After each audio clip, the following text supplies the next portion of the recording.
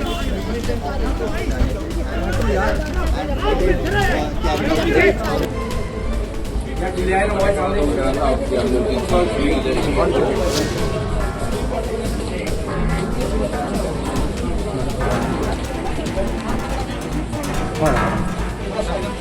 you want to say something? Do you want to say something?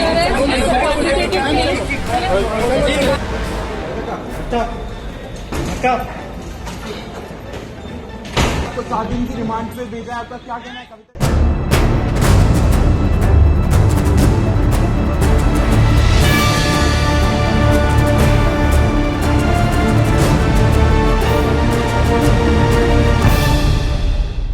Delhi liquor కేసులో arrest అయిన కవితను ఈ రోజు ఈడీ అధికారులు కోర్టులో ప్రవేశపెట్టారు.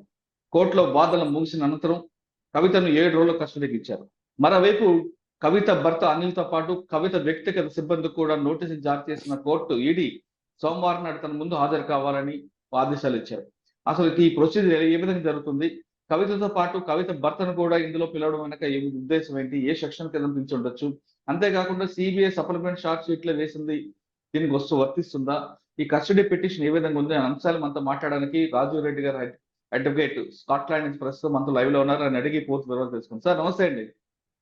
నమస్తే సార్, నిన్నటి నుంచి చూస్తున్నాం వ్యవహారం. ఢిల్లీ అంటే హైదరాబాద్ టు ఢిల్లీ వెళ్ళింది. ఢిల్లీలో ఆమెకి నేను రాత్రి అంతా కూడా ఈడీ ఆఫీసులో పెట్టిన ఈడీ అధికారులు ఉదయం హెల్త్ అంటే మెడికల్ చెకప్ చేసిన తర్వాత కోర్టుకు తీసుకొచ్చారు. కోర్టులో ఈమె పిటిషన్ వేసిన కవిత తరపున పిటిషన్ వేసిన అడ్వకేట్స్ ఇది అరెస్ట్ అక్రమం, ఖచ్చితంగా దీన్ని అసలు పూర్తిగా అన్యాయంగా అరెస్ట్ చేశారు, సుప్రీంకోర్టులో కేసు ఉంటుండే సమయంలో కూడా అరెస్ట్ చేయడం తప్పు అంటూ వాళ్ళు వాదించారు. ఇరు పక్షాల వాదనలు విన్న తర్వాత ఈడీ కోరినట్లుగానే 7 రోజులు ఈడీ కోర్టు ఈడీ అధికారులకి కవితని కస్టడీకి ఇచ్చింది. దీన్ని ఏ విధంగా చూసుకొని 7 రోజుల్లో కవిత నుంచి వాళ్ళు ఎలాంటి సమాచారం రాబట్టే అవకాశం ఉంది? నమస్కారం అండి. ఇప్పుడు విషయం ఏంటంటే, ముందు ఇక్కడ నుంచి సుప్రీం కోర్టులో వీరు పిటిషన్ వేశారు. పిటిషన్ వేసి ఒక హియరింగ్ జరిగేటప్పుడు ఈడీకి సంబంధించిన అడ్వకేట్ ఎవరో 10 రోజుల పాటు మేము ఎటువంటి కోర్సివ్ స్టెప్స్ తీసుకోమని ఓవరాల్ గా చెప్పారు అనేది వారి వాదన. అయితే దీంట్లో అందరు మిస్ అయిందంటే, ఆ 10 రోజులు దాటేసి చాలా రోజులు అయింది. కవిత మరి వారికి ఎవరు అడ్వకేట్ రిప్రజెంట్ చేస్తున్నారు, మొన్న హియరింగ్ వచ్చినప్పుడైనా అది ఎక్స్పైర్ అయిందండి, మళ్ళీ ఒకసారి ఆ ఈడీ నుంచి ఆ అండర్టేకింగ్ ఇన్సిస్ట్ చేసినట్లు మర్చిపోయారు అందరూ. సో అది వెళ్ళిపోయింది. అండ్ సుప్రీం కోర్టులో మియర్ పెండెన్సీ, కింద ట్రయల్ కోర్ట్ అనేది ఆగదండి, కింద ఇన్వెస్టిగేటింగ్ ఏజెన్సీ ఆగదు. సో కవిత తరఫున ఎవరైతే అడ్వకేట్లు ఉన్నారో వాళ్ళకి మరి ఎట్లా మిస్ అయిందో అది మిస్ అయిపోయింది. అది జరిగినట్టు అది ఉంది అని ఊహించుకుంటున్నారు. బట్ అది ఎక్స్పైర్ అయిపోయి చాలా రోజులు అయింది అండర్టేకింగ్. ఒకటి. రెండోది, నిన్న చెప్పినట్టు ట్రాన్సిట్ వారెంట్ లేదు. తర్వాత కొంతమంది నాయకులు వచ్చి మహిళని అరెస్ట్ చేయకూడదు, రాత్రి అరెస్ట్ చేయకూడదు, పగలు అరెస్ట్ చేయకూడదు, ఇవేవి చట్ట ప్రకారం చెల్లవండి. ఇన్వెస్టిగేటింగ్ ఆఫీసర్ మహిళ లేదు, మగ లేదు. ఓన్లీ రిక్వైర్మెంట్ ఇస్ ఆ female officer to be present. ఒక మహిళా ఆఫీసర్ సమక్షంలో జరగాలి. ఇప్పుడు తర్వాత 24 hours ఇవి కూడా అవన్నీ పోయినాయి. ఇప్పుడు కేవలం వాళ్ళ సుప్రీం కోర్టు ఒకటి, ఇది అన్యాయం అక్రమం అంటారు. అంటే టెక్నికల్ గా మాట్లాడుతున్నారు తప్పిస్తే నేరానికి మించి మాట్లాడట్లేదు. ఇప్పుడు మనం గత ఇంటర్వ్యూలో చెప్పాం, సెల్ ఫోన్లు ఇవ్వడం పొరపాటు చేశారని ఒక ఇంటర్వ్యూ మనం చేసాం. ఒకసారి మీరు కొంచెం వెనక్కి వెళ్ళగలరా, మీ మీద షాడో చెప్పండి. సో దాంట్లో ఇప్పుడు నేను చెప్పాను, మనకి ఇండియన్ ఎవిడెన్స్ యాక్ట్ లో 2 సెక్షన్లు ఉంటాయండి, ప్రిజంప్షన్స్ అని. ఆ సెక్షన్ల ప్రకారం ఏంటంటే, natural course of human events ని ప్రిజ్యూమ్ చేస్తుంది కోర్టు. అంటే నేను చెప్పాను కదండి, ఓ ఇంట్లో దొంగతనం జరుగుతుంది, దొంగ అని అరుస్తుంటే పోలీసులు వచ్చే టైం కోర్టు మూట పట్టుకొని దొరికాడు అనుకోండి, కోర్టు ప్రిజంప్షన్ తీసుకుంటది నువ్వే దొంగతనం చేసేవాళ్ళు, అతను ఎక్స్ప్లెయిన్ చేయాలి ఎందుకు రాలేదు అని. అలానే ఈ ఫోన్లు యూజువల్ కోర్స్ లో మనం ఎవరం ఫార్మాట్ చేయమండి. ఓకే, సో ఆవిడ ఫార్మాట్ చేసి ఇచ్చారు. అది మీకు ఫోరెన్సిక్స్ లో ఫార్మాట్ ఎప్పుడు చేశారు, ఎలా చేశారు అనేది వస్తుంది. So it is for Kavitha to explain ఎందుకు ఫార్మాట్ చేశారని, కన్విన్సింగ్ ఎక్స్ప్లెయిన్ చేయాలి ఫార్మాట్ ఎందుకు జరిగింది అనేది. అది జరగనంత కాలం ప్రిజంప్షన్ ఉంటది.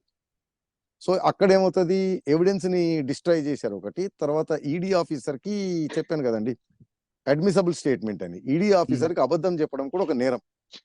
సో మీరు ఈ పిఎంఎల్ఏది సిబిఐ కేసు పక్కన పెట్టండి, ఎవిడెన్స్ డిస్ట్రాయ్ చేశారు, ఈడీ ఆఫీసర్ సమక్షంలో ఆనోత్ ఇచ్చే స్టేట్మెంట్ అది అబద్ధం చెప్పడం కూడా ఒక నేరం అనమాట. ఆ కొత్త నేరాలు చుట్టుకుంటాయి. సార్ ఇది కాకుండా అండ్ నిన్న అరెస్ట్ చెప్పండి. చేస్తున్నప్పుడు కేటీఆర్ గారు వీళ్ళందరూ కూడా కొంచెం ఇబ్బంది పెట్టడం, ఈడీ ఆఫీసర్లందరికీ అడ్డుకోవడం, ఇది కూడా బెయిల్ రాకుండా ఉండడానికి చార్జ్ షీట్ లో ప్లస్ అవుతుంది అంటారు. ఇది ఇప్పుడు కాదండి, డే 1 నుంచి చెప్తున్నాం మనం. కోఆపరేట్ చేయలేదు, బెయిల్ రిజెక్ట్ చేయడానికి ఇవే గ్రౌండ్స్ అవుతాయి. Summons Okay. ఇచ్చినప్పుడు రాలేదు, అవాయిడ్ చేస్తా ఉన్నారు, ఫార్మాట్ చేశారు, కొన్ని ఫోన్లను మాయం చేశారు. ఇవి అవును. బెయిల్ కి ఇబ్బంది అన్నమాట. In future going ahead bail కి ఇబ్బంది జరుగుతూ ఉంటది.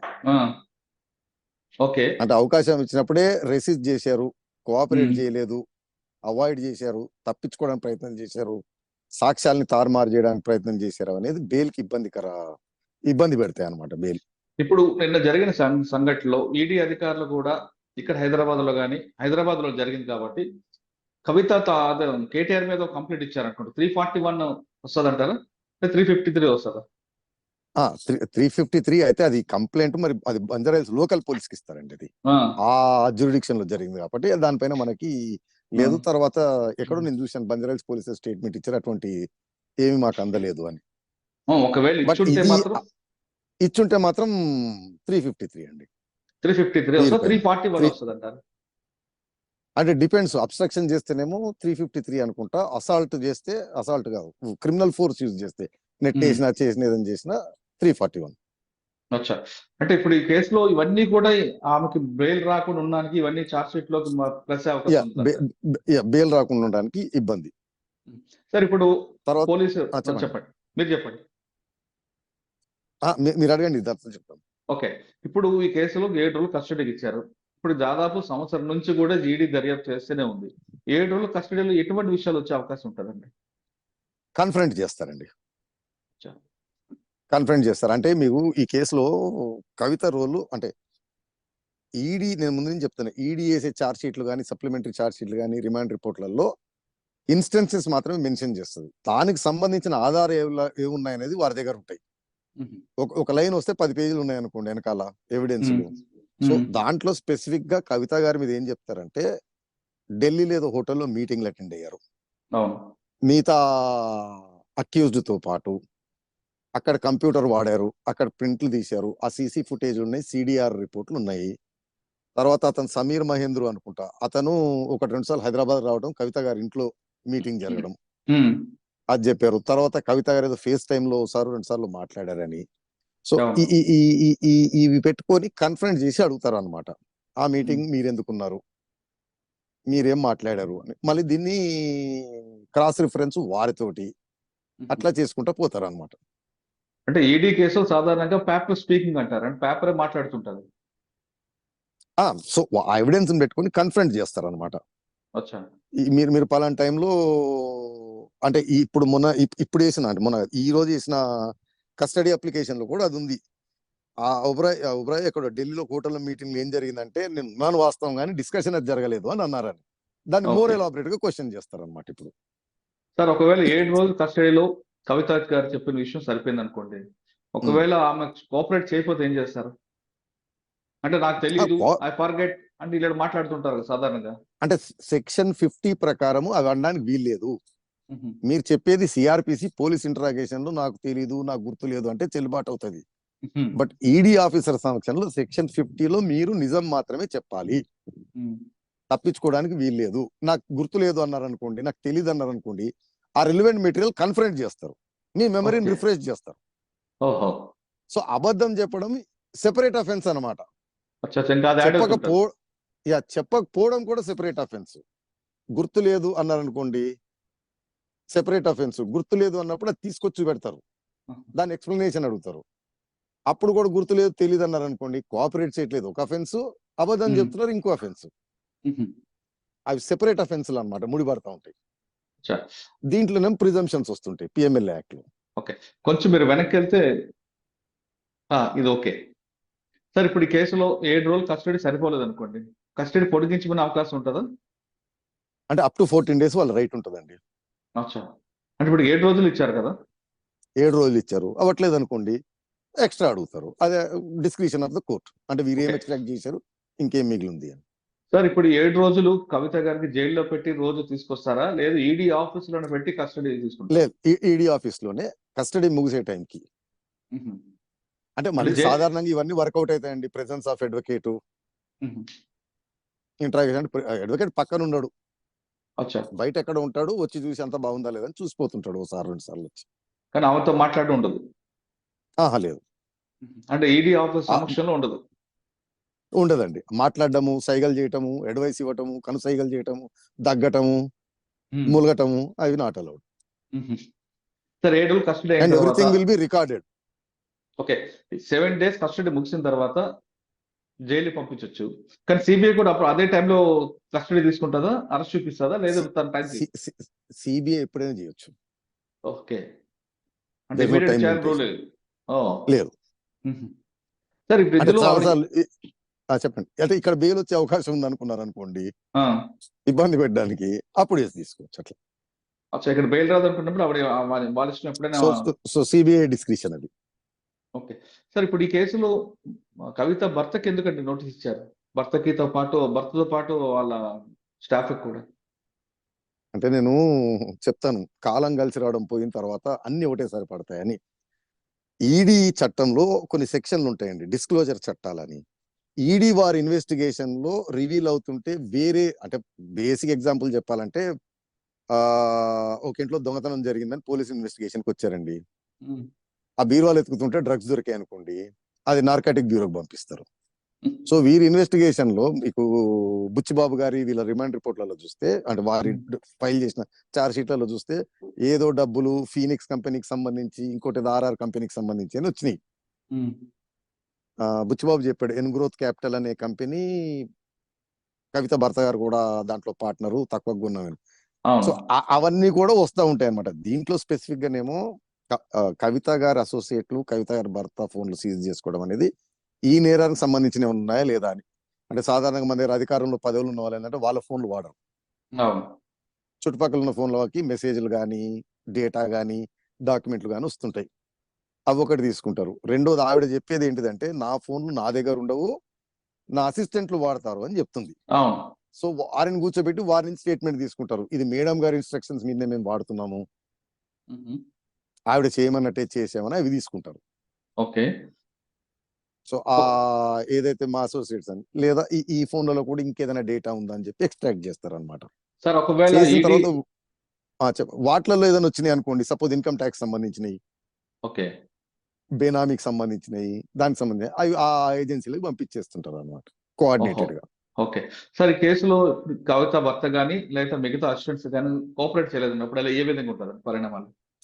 బండగా చెప్పాలంటే అండి, ఇప్పుడు అధికారం లేదు వారి దగ్గర, ఓకే, కాబట్టి ఎగిరి కోఆపరేట్ చేస్తారు, పెద్ద ఇష్యూ ఉండదు.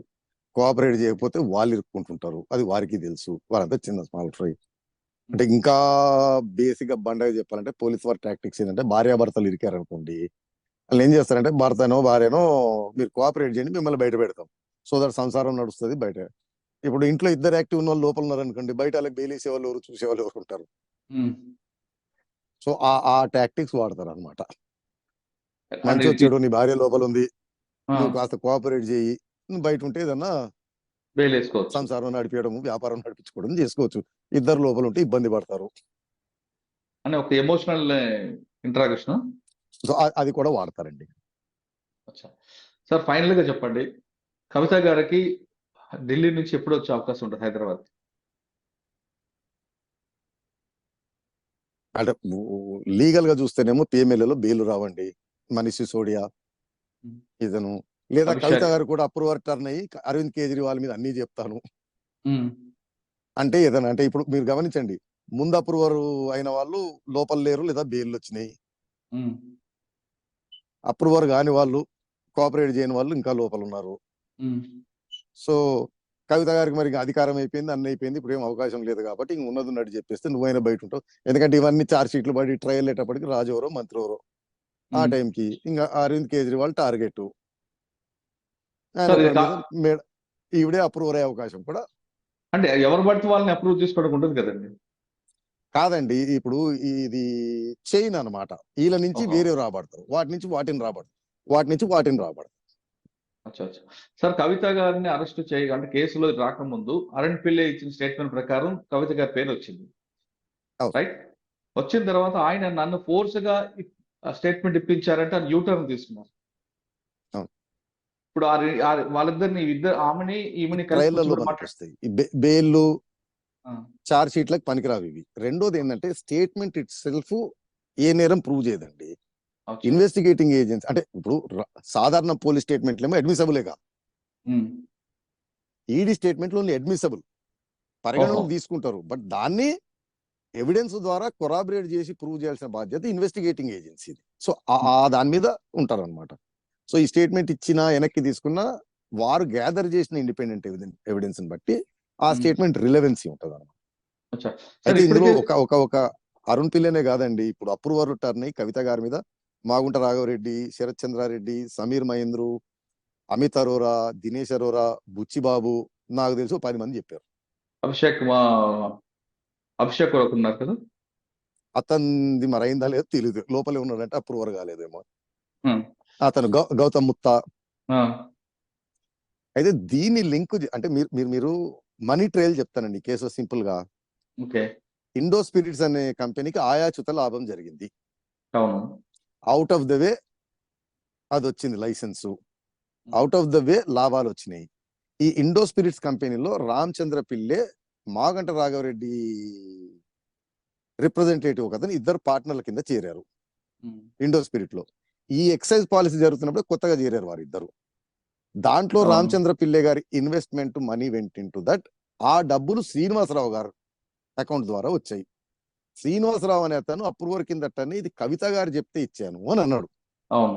సో అది become benami investment of Kavitha. So um, అది ఇండో స్పిరిట్ లో డబ్బులు పోయినాయి. అందులోంచి వచ్చిన ఆయాచిత లాభం ఏదైతే ఉందో, అనాయాచిత లాభం వాట్ ఎవర్, ఉమ్, అది ఇండో స్పిరిట్స్ కంపెనీ నుంచి ఈ గౌతమ్ ముత్తా అకౌంట్లలోకి దీని ట్రాన్సాక్షన్లు జరుగుతూ రామచంద్ర పిల్లేకి వచ్చినాయి. రైట్. రామచంద్ర పిల్లే దాంతో ఒక ప్రాపర్టీ పర్చేజ్ చేశాడు. No source of fund Srinivasarao ఇచ్చాడు. శ్రీనివాసరావు ఎందుకు ఇచ్చాడు అంటే అంద ఇన్స్ట్రక్షన్స్ ఆఫ్ కవిత గారు ఇచ్చానన్నాడు. సో అవును. డబ్బులు రావడం, అక్కడ దాకా చేరడం, ఉమ్, అది మనీ ట్రయల్ దీంట్లో కవిత గారికి సంబంధించి. అచ్చా. రెండోది ఈ సిడిఆర్ టెక్నికల్ ఎవిడెన్స్ హోటల్లో ఈవిడ ప్రెజెన్స్ అది జరుగుతున్నప్పుడు.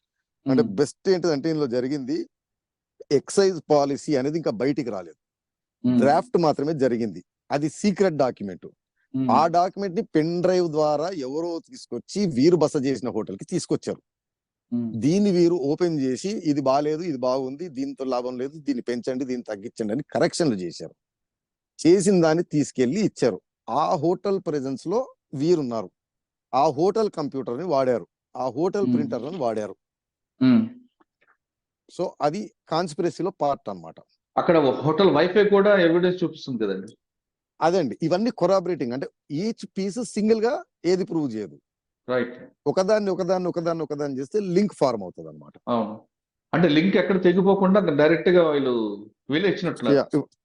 బుచ్చిబాబు గారు ఒక మెసేజ్ లో అంటే ఇండో స్పిరిట్స్ అతను సమీర్ మహేంద్రు అంత పర్సంటేజ్ మీకు ఇవ్వను, మీదేమీ లేదు అని అంటే, దానిపైన విజయ్ నాయర్ తోటి వీళ్ళతో ప్రెజర్ పెట్టించి మేడం గారు ఫాలోఅప్ చేపించి 66% తీసుకున్నారు. 33 మాగంట రాఘవకి, 33 కవిత గారు రిప్రజెంటెడ్ బై పిల్లే. అయితే దాంట్లో ఒక SMS మెసేజ్ చూసింది, మేడం గారు అంటే అంత పర్సంటేజ్ ఇవ్వను అని సమీర్ మహేంద్ర అంటే, మేడం గారు ఒప్పుకోరు, మినిమం 33% ఇవ్వాలి అని ఉంది. ఉమ్, అది బుచ్చిబాబు గారి స్టేట్మెంట్ లో మేడం అంటే నన్ అదర్ దెన్ కవిత గారు. అవును. సో ఐసోలేటెడ్ గా ఏది ప్రూవ్ చేయదండి. రైట్. సో ఇది ఒకదాన్ని ఒకటి అని. ఇంకోటి పిఎంఎల్ యాక్ట్ లో ప్రిజంప్షన్ ఎడిస్ వస్తుంది, అదో బాధ. అంటే బియాండ్ ప్రూఫ్ సిఆర్పిసి లాగా ప్రూవ్ చేయాల్సిన అవసరం ఉండదండి. అచ్చా. సార్, ఇప్పుడు already CBI supplementary charge sheet లో కవితని అక్యూజర్ గా చేసి పెట్టారు. ఆ ఎవిడెన్స్, ఆ ఇన్వెస్టిగేషన్ పార్ట్ కూడా ఇందులోకి మనకు వస్తుంది అంటారా? రెండు లింకే కదండి. రైట్. అదే సిబిఐ కేసు కరప్షన్, లంచం ఇవ్వటము, లంచంతో అనాయిత లాభం పొందడం. ఈ పొందిన లాభాన్ని ఇప్పుడు వట్టినేళ్లపల్లి ప్రాపర్టీలు కొన్నారు, ఈ అకౌంట్లు వేసారు, ఆ అకౌంట్లు వేసారు అనేది ED. First part CBI. Second part వచ్చిన డబ్బుల్ని ఎలా వాడారు అనేది ఈడీ పిఎంఎల్. అండ్ మళ్ళా మేము చెప్తే చంద్రబాబు నాయుడు గారు అప్పుడు కూడా చెప్పాను నేను, వీరు లంచం చేతులతో ఇచ్చారు, వీరు చేశారని కాదు, 120B టైయింగ్ సెక్షన్ కాన్స్పరెన్సీ. లంచం ఇచ్చే కుట్రలో పార్టిసిపేట్ చేశారు. సో అది ఈ కవిత గారికి బాగా చుట్టుకునే సెక్షన్ 120Bలు ఉంటాయి అన్నమాట. సార్ కాన్స్పరెన్సీ కేసులో ప్రూవ్ చేయడం చాలా కష్టం కదా, బర్డెన్ కదండి. అవునండి, circumstantial evidence, secret document, finalise కాని డాక్యుమెంట్ ఈ హోటల్లో తీసుకొచ్చారు, ఆ హోటల్లో చర్చలు జరిగినాయి, అక్కడ కరెక్షన్లు చేశారు, చేసినప్పుడు మీరున్నారుగా, అది చాలా ప్రూవ్ చేసుకోవచ్చు సార్. మీరు ఎందుకున్నారు, మీరు చెప్పాల్సిన బాధ్యత కూడా ఉంది కదా. అవును, నేను టీ తాగడానికి వెళ్ళాను, కాఫీ తాగడానికి అనుకోకుండా ఇల్లు కలిసారు అని. సో అదొకటి కాదు. సో అది ఫాలోడ్ బై ఇంకోటి. సపోజ్ అది కాగానే సమీర్ మహేంద్రు హైదరాబాద్ లో కవిత గారి ఇంట్లో మీటింగ్, ఆ సిడిఆర్ రికార్డులు, అదంతా ఫేస్ టైమ్ లో మాట్లాడడం, అంటే అక్కడ ఒకటి జరుగుతూ ఉంటే దాని బిఫోరో ఆఫ్టరో ఒక ఇన్సిడెంట్ జరగటం. నేను మీతో మాట్లాడి వెళ్ళంగానే మీరు పోయి ఒక పని చేయటం, అది చేయగానే మీరు మళ్ళీ నాతో కమ్యూనికేట్ చేయటం, ఇది జరగగానే నా అకౌంట్ డబ్బులు రావడం, ఇలా. సార్ బేగంపేట ఎయిర్పోర్ట్ నుండి చార్టర్డ్ ఫ్లైట్ లో నోట్ల కట్లు వెళ్ళే ఢిల్లీకి అంటారు, అది కూడా ఇందులో వస్తుంది అంటారా? వీళ్ళందరికీ నేను మళ్ళీ చెప్తున్నాను, ఈ కేసులో one of the first approver వచ్చి శరత్ చంద్రారెడ్డి గారి వైఫ్. అవును, అందుకే ఆవిడ అరెస్ట్ కాలేదు, కానీ ఆవిడే ఈ ఫ్లైట్ నడిపించేది. సో నాకు తెలిసి, correct me if I'm wrong, నా ఊహా అజంప్షన్ ఏంటంటే అసలు ఇది మొదలు కాగానే ఆవిడ పిలిపించుకోవడమో, ఆవిడంతటా ఆవిడ వెళ్ళడమో, డీటెయిల్స్ అన్ని ఇచ్చుంటారు. పలానా ఫ్లైట్లు, పలానా కథ, పలానా లగేజ్, పలానా వెయిట్, పలానా సంచులు, ఇదిగోండి సీసీ ఫుటేజ్ అని. అది వన్ ఆఫ్ ద ఏమంటారు బిగినింగ్ లోనే జరిగిపోయింది. అది బయటికి రావట్లేదు. అది ఈడీ దగ్గర, సిబిఐ దగ్గర రెండు ఉంది. దాన్ని లింక్అప్ చేసుకుంటూ ఫర్దర్ ఇన్వెస్టిగేషన్ స్టార్ట్ అవుతుంది. అంటే అది కూడా ఒక ఎడిషనల్ ఎవిడెన్స్ అన్నమాట. అంటే ఫైనల్ గా మీరు చెప్తున్నట్లుగా కవిత గారు ఇప్పట్లో బెయిల్ దొరికే అవకాశం లేదు, ఇప్పుడు లేదు, నీ ఇలా గడవాల్సిందే.